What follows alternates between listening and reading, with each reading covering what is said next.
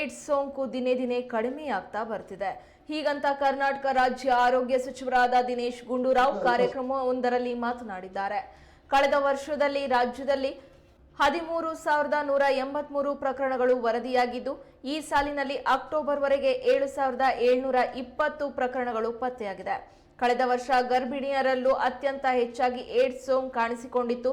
ಆದರೆ ಈ ಬಾರಿ ಕೇವಲ 247 ಸೋಂಕು ಪತ್ತೆಯಾಗಿದೆ ಎಂದು ಕಾರ್ಯಕ್ರಮದಲ್ಲಿ ಮಾತನಾಡಿದರು. ಗರ್ಭಿಣಿಯರಲ್ಲಿ ಶೇಕಡ 0.03ರಷ್ಟು ಸೋಂಕು ಪ್ರಕರಣಗಳಿವೆ. ಇದನ್ನ ಶೂನ್ಯಕ್ಕೆ ಇಳಿಸುವ ಗುರಿ ಹೊಂದಿದ್ದೇವೆ ಎಂದು ಮಾತನಾಡಿದರು. ಅನೇಕ ಇವತ್ತು ಕೆಲಸಗಳಲ್ಲಿ ಬಂದು ಸೇರ್ಕೊಳ್ತಾ ಇದ್ದಾರೆ.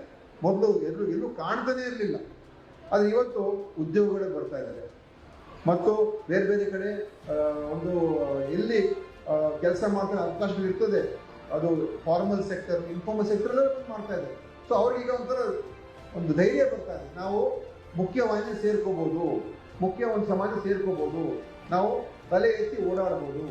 ಸೊ ಈ ಥರದ ಒಂದು ಸಾಮಾಜಿಕವಾದಂಥ ಚಿಂತನೆಗಳು ನಾವು ಒಂದು ಕಾನೂನು, ಇನ್ನೊಂದು ಸಮಾಜದಿಂದ ಎಜುಕೇಟ್ ಮಾಡೋದು.